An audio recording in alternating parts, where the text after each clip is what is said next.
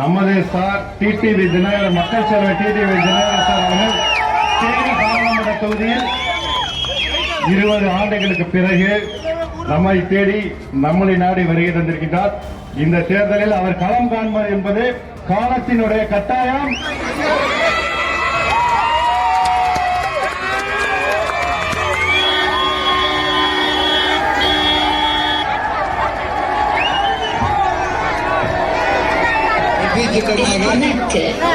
சின்னத்தோடு போட்டியிட வந்திருக்கின்றேன்.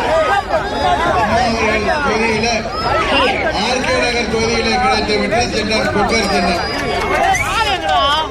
அந்த குக்கர் சின்னத்தோடு உங்களுக்கு தேசிய ஜனநாயக கூட்டணி வேட்பாளராக வந்திருக்கின்றேன்.